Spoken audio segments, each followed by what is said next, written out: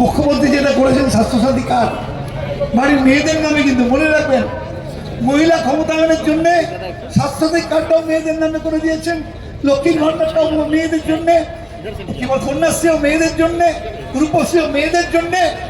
কাজী নজরুল ইসলাম বলেছিলেন এই বিশ্বের যা কিছু সৃষ্টি চিরকল্যাণকর, অর্ধেক তার করিয়াছে নারী, অর্ধেক তার নয়।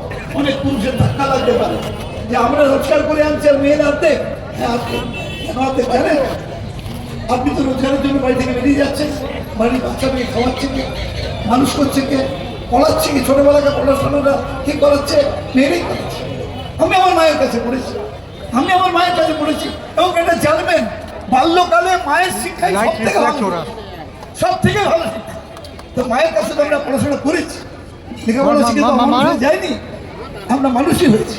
তাই আমি বলবো যে এই শক্তি দেওয়ার কাজটা মমতা বন্দ্যোপাধ্যায় খুব আন্তরিক, মেয়েদের শক্তি দেওয়ার ব্যাপারে, সশক্তিকরণের ব্যাপারে খুব আন্তরিক। এখানে আমার বোনেরা আছেন, মন দিয়ে শুনছেন তো, আপনারা লক্ষ্মীর ভান্ডার পাচ্ছেন, স্বাস্থ্যসাথী কার্ডটা আপনাদের নামে হয়েছে? হ্যাঁ হয়েছে, দেখছেন তো। এটাই আমরা চাইছিলাম যে একদিন কিন্তু বাড়ির নাতিটা রথের দিনেতে ঠাকুমার কাছে গিয়ে বললো বা মাকে গিয়ে বললো, আমার জীবনেও হয়েছে, মা রথের দিনে পাঁপড় খাবো, টাকা দাও। আমি আমার মাকে বলেছিলাম, মা বলে তোর বাবা আসুক দেবো, আমাকে মা টাকা দিতে পারেনি, বুঝতে পেরেছেন তো। আজকে যদি হতো মা বলতো দাঁড়া, মমতা আমাকে লক্ষ্মীর ভান্ডারের টাকা দিচ্ছে, আমি তোকে দিতে পারবো, আমি তোকে দিতে পারবো। সেদিন দিতে পারিনি, আমার মাও পারেনি। তো স্বাভাবিক এইটা, এই জায়গাটা মমতা বন্দ্যোপাধ্যায় চাইছেন যে মেয়েরা আরও বেশি শক্তিশালী হোক, বাড়িতে তার পার্টিসিপেশনটা বাড়ুক, বাড়ির সময় অসময় বিপদে আপদে সে বাড়িতে স্বামীকে সাহায্য করুক বা বাড়ির গার্জেনকে সাহায্য করুক, এইটা চাইছেন। আর মমতা বন্দ্যোপাধ্যায় আপনারা স্বীকার করবেন, যারা যদি একটু বাইরেটা যান, বাংলার কলকাতার বাইরে দেখবেন রাস্তাঘাট কি অসাধারণ রাস্তাঘাট হয়েছে, ঠিক কিনা?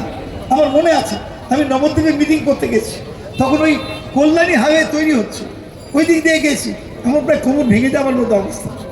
আমি ওদের বললাম গিয়ে যে ভাই হাত তো ছুতে পারবো না, তাহলে সত্যি কোমরটা পুরো ভেঙে যাবে। কেন এসছেন এদিক দিয়ে? ছোট্ট করে ভৈরতী পিট করে দিলাম একটা নৌকো দিয়ে, আমি ওপারে গেলাম। সত্যি বলছি আপনাকে, মিথ্যে কথা বানিয়ে বলছি না, গাড়িতে বসে প্রায় ঘুমিয়ে চলে এলাম কলকাতা শহরে, রাস্তায় কোথাটা গর্তও পেলাম না। তো এমনি করে মুখ্যমন্ত্রী চেষ্টা করছেন। আপনাদের মনে আছে বোধহয় যে মমতা একটা জিনিস করলো লাস্টে, আপনার পাড়ায় সমাধান, 10 লক্ষ করে টাকা দিল পার বুথে, তাই তো? 10 লক্ষ করে টাকা দিল পার বুথে। এটাও একটা ডেমোক্রেসির খুব বড় পরীক্ষা। ডেমোক্রেসি পৃথিবীতে অনেক দেশে হয়েছে, আমাদের দেশে হয়েছে, কিন্তু মমতার মতো জনসাধারণের হাতে ক্ষমতা তুলে দেওয়ার ক্ষমতা কেউ দেখাতে পারেনি। যে আপনি সিদ্ধান্ত নেবেন, এতদিন কি হয়, সরকার সিদ্ধান্ত নিয়ে বলে এখানে এটা হবে, ওখানে এটা হবে, বললো না, এবার মানুষ ঠিক করবে, তারপরে রাস্তা কোনটা হবে। টাকাটা তারা পেলে 6টা বুথ মিলিয়ে কী করবে, একটা রাস্তায় 3টে বুথ আছে, কী করবে, এটা তারা ঠিক করবেন। এটা হচ্ছে highest reward to the people by chief minister in the democratic system. মন্ত্রী আমরা কয়েকজন সিদ্ধান্ত বলি, তাই তো? কিন্তু এখানে মমতা বললেন যে না, এবার মানুষ সিদ্ধান্ত নিয়ে আমায় জানাক, আমি টাকাটা দিয়ে দেবো। ওখানে এ বড় সিদ্ধান্ত হতে পারে না। আমি একটা আর্টিকেল লিখেছিলাম, সারা পৃথিবীতে অ্যারিস্টটল বলুন, পেরিক্লিস বলুন, আব্রাহাম লিঙ্কন বলুন, অনেকেই ডেমোক্রেসির উপর, মহাত্মা গান্ধী বলুন, ডেমোক্রেসির উপর বলে গেছেন। সবচেয়ে বেশি আমরা আব্রাহাম লিঙ্কনকে মনে রাখি কেন? For the people, by the people, of the people, তাই তো? For the people, by the people, of the people. এর রিয়েল টার্ম, রিয়েল ইমপ্লিমেন্টেশন আমাদের রাজ্যে যদি কেউ করে থাকে আমাদের দেশে, তার নাম মমতা ব্যানার্জি। তার আগে কেউ করেনি, তার আগে করে। উনি কি বিরাট পণ্ডিত? না, ইতিহাসে MA LLB পাস করেছেন এই পণ্ডিত। তার থেকে অনেক বড় বড় পণ্ডিত আছেন, কিন্তু মমতা বন্দ্যোপাধ্যায়ের দূরদর্শিতা অনেক বেশি, অনেক বেশি দূরদর্শিতা। তিনি দেখেছেন সারা বাংলাকে, বারবার মার খেয়েছেন, বারবার মৃত্যুর মুখ থেকে ফিরে এসছেন, এত মার খেয়েছেন, কিন্তু পালিয়ে আসেননি কোনোদিন। CPM ভেবেছিল মেরে ঘরে ঢুকিয়ে দেবো, পারেনি। মমতাকে ঘরে দিতে পারেননি, বরং মমতা ওদের ঘরে ঢুকিয়ে দিয়েছে। মমতা CPMকে ঘরে ঢুকিয়ে দিয়েছে, তো ঘরে ঢুকিয়ে দিয়েছে। তাই আপনারা আস্থা রাখুন, এবছরও আবার 26 সালে আবার মমতাকে মুখ্যমন্ত্রী করুন। কেন বলছি কথাটা, আবার রিপিট করছি, বাংলাকে তিনি 3 নম্বরে এনেছেন। আগামী দিনে বাংলাকে তিনি নিশ্চিতভাবে 1 নম্বরে নিয়ে আসবেন, এ আমার বিশ্বাস, দৃঢ় বিশ্বাস। তিনি 14 নম্বর থেকে তিনি তুলতে পারেন। তিনি সুযোগ পেলে আর 5টা বছর পেলে আবার 1 নম্বরে নিয়ে আসবেন। মহামতি গোখলের সেই বাক্য, what Bengal things today India things tomorrow, তাকে বাস্তবায়িত করবেন যিনি, তার নাম মমতা বন্দ্যোপাধ্যায়। তার জন্য আমরা অপেক্ষা করে থাকি। আমার কথা বলি, আমি এর আগে 9বার বিধানসভায় লড়েছি, 9বারই জিতেছি, 9বারই জিতেছি। এবার 10বার আপনাদের আশীর্বাদ, শুভেচ্ছা, ভালোবাসা পেলে এটা যে পেয়েছি আমি, এর পেছনে নিশ্চিত কারণ আছে। আমাকে দেখতে সুন্দর নয়, আমাকে দেখতে সুন্দর নয়, কিন্তু আমি যেভাবে চলি, অর্থাৎ আমি মনে করি যে আমার বাবা মা বা আমার পরিবার আমাকে এমএলএ করে না, করে মানুষ। আমার পরিবার আমাকে মন্ত্রী করে না, করে মানুষ। তো তাদের প্রতি আমি দায়বদ্ধ ছিলাম, আছি, এবং আগামী দিনেও আপনাদের প্রতি দায়বদ্ধ আমি থাকবোই থাকবো, থাকবোই থাকবো, কথা দিতে পারি, থাকবোই থাকবো। মানুষের বিপদে, মানুষের সুদিনে, মানুষের দুর্দিনে, দুসময় আমাকে আপনারা পাবেন, সবসময় পাবেন। আপনি আপনাদের পাশে থেকে যতটুকু কাজ করার প্রয়োজন, যতটুকু কাজ করার দরকার, আমাকে বলছে প্রত্যেক ইলেকশনে দাঁড়াবার আগে আপনার কী কী কাজ প্রথমে, কারণ কোনো কাজ আমার নেই। মানুষ যে চাইবে আমি সেটা করবো, আমার কাজ কি? আমার আগে থেকে সিদ্ধান্ত নেওয়ার কোনো রাইটই নেই। আগে মানুষ আমাকে দাঁড় করাক, আমাকে মানুষ আগে জেতাক, আমি তাদের সঙ্গে বসবো, তারা তাদের সমস্যার কথা বলবেন, আমি একটা পর একটা চেষ্টা করব সেগুলো সমাধান করার জন্য, এইটাই তো নিয়ম নাকি? এইটাই নিয়ম। আমি আরও শুরুতে যে কথা বলেছিলাম, আমার কথা শুনেই আমাকে ভোট দেবেন না। তারপর নিজে বাড়িতে গিয়ে বসে যুক্তি দিয়ে, তর্ক দিয়ে, বিচার দিয়ে, বিশ্লেষণ দিয়ে আপনি নির্ধারণ করবেন কাকে ভোট দেওয়া সঠিক। আমি জয় হিন্দ, বন্দে মাতরম, তৃণমূল জিন্দাবাদ, মমতা বন্দ্যোপাধ্যায়, মমতা বন্দ্যোপাধ্যায় জিন্দাবাদ। আমি এইটুকু মমতা দেখেছি, ভুলে যাও না। হ্যাঁ, সব কথা মমতা দেখেছি। মমতা বন্দ্যোপাধ্যায় জিন্দাবাদ না দিয়ে হবে না, তারপর তো অবশ্যই বলবো এ তো হরি স্লোগান, জয় বাংলা, জয় বাংলা, জয় বাংলা। যতই নালো কলকাতি, যতই নালো কলকাতি, যতই নালো কলকাতি, যতই করো হামলা, যতই করো হামলা, যতই করো হামলা। জয় হিন্দ, জয় হিন্দ, জয় হিন্দ। আমাদের বলছিলাম 64-তে 3বার ইন্টার কলেজ বেঙ্গলে, 62, 63, 64। আমি এই সময় থেকে মাউন্টেনিং পাস করা, অথবা আমি খেলাধুলারই লোক। অর্থাৎ খেলাধুলা মানে কি, স্পোর্টস স্পিরিট থাকা দরকার। আমি সেই স্পিরিট নিয়ে কাজ করবো। এবং সেই সাথে আমাদের মধ্যে এসেছেন ফাহিম ভাইকেও আমি আমাদের পক্ষ থেকে নমস্কার জানাচ্ছি। বটা, তুমি এসে ফাহিম ভাইকে উত্তরীয় পড়িয়ে দাও। ফাহিম ভাইকেও আমি আমাদের পক্ষ থেকে নমস্কার জানাচ্ছি। বটা, তুমি এসে ফাহিম ভাইকে উত্তরীয় পড়িয়ে দাও।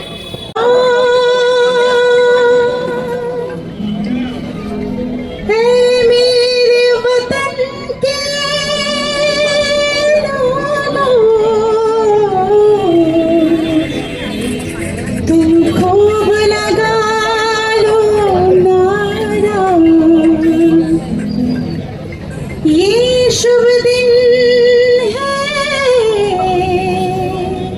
सबका, लहरा लो तिरंगा प्यारा, पर मत भूलो सीमा पर वीरों ने प्राण गवाए। कुछ याद उन्हें भी कर लो, कुछ याद उन्हें भी कर लो, जो लौट के घर ना आए,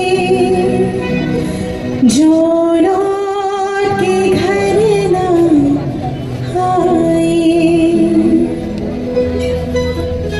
है मेरे वतन के लोगों, जरा आँख में भर लो पानी, जो शहीद हुए हैं उनकी जरा याद करो कुर्बानी।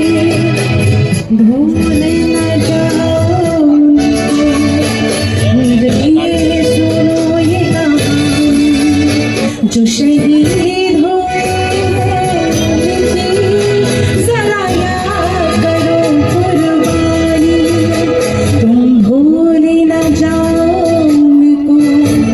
इसलिए सुनो ये कहानी, जो शहीद हुए हैं उनकी जरा याद करो कुर्बानी।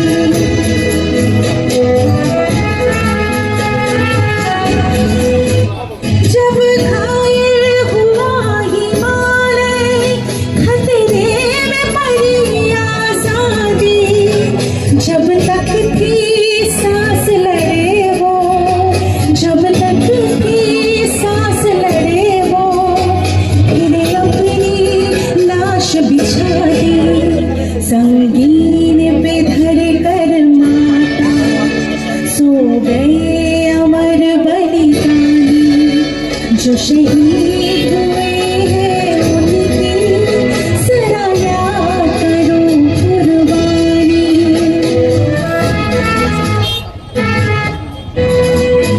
कोई सिख कोई जाट मराठा, कोई सिख कोई जाट मराठा, कोई गुरखा कोई मद्रासी, कोई गुरखा कोई मद्रासी, सरहद पर मरने वाला, सरहद पर मरने वाला, हर वीर था भारतवासी, जो खून गिरा पर्वत पर, वो खून था हिंदुस्तानी, जो शहीद हुए हैं उनकी जरा याद करो कुर्बानी। तुम भूल न जाओ उनको, इसलिए सुनो ये कहानी, जो शहीद हुए हैं उनकी जरा याद करो कुर्बानी। जय हिंद की सेना, जय हिंद की सेना, जय हिंद, जय हिंद, जय Hind.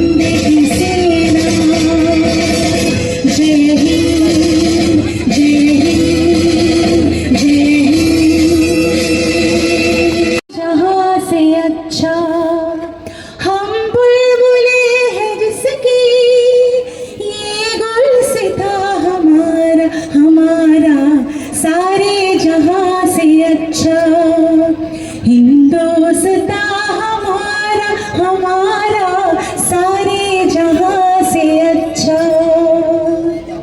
Thank you, thank you. मनोधिनायक जय हे भारत भाग्य विधाता, पंजाब सिंधु गुजरात मराठा, द्राविड़ उत्कल बंग, विंध्य हिमाचल यमुना गंगा, उच्छल जलधि तरंग, तब शुभ नामे जागे, तब शुभ आशीष मागे, गाहे तब जय गाथा, जनगण मंगलदायक जय हे भारत भाग्य विधाता, जय हे, जय हे, जय हे, जय जय जय जय हे। जय हिंद, जय हिंद। ममता जी ने घोषणा नहीं किया, लेकिन मैं बालीगंज आया, देखा और उन्होंने पुस्तक भी किया, ब्याज में छपे हुए हैं। कोई दिन हम समझ गया कि ये लोग किस तरह हम लोग को एक्सेप्ट किया और प्यार करता है। उसी दिन हमको समझने लग गया कि हम राजनीति में हैं 65 ईयर्स, और इधर में इसके पहले भी हमें 9 वाले MLA हुआ, तो हमको थोड़ा ये दिल में है कौन किस तरह काम करता है। तो हमारा नाम ममता जी को घोषणा ही नहीं किया, कहाँ से खबर मिल गया, एकदम टैक्स लगा दिया है। इसी बात से समझ गया ये लोग किस दादा राज बिहारी में आपको प्यार मिला, आपको भवानीपुर में प्यार मिला, भरपूर प्यार मिला, आपको खरदा में प्यार मिला, अब बालीगंज में क्या उससे ज़्यादा प्यार मिलेगा? देखिए ये सब तो आम आदमी बोल सकता है, लेकिन मैं तो चाहेगा उधर में 94 में जीता हूँ, इससे ज़्यादा हो मैं चाहता हूँ, लेकिन होगा कि नहीं होगा, उधर में कितना वोट है इधर में कितना वोट है, ये सब रेशियो होना चाहिए ना। क्योंकि लास्ट जो इलेक्शन में देखा गया था बाबुल सुप्रिय थे, उनको उतना प्यार नहीं मिला था, लेकिन इस बार क्या आपको भरपूर प्यार मिलने वाला है? पूरा भरपूर प्यार मिलेगा।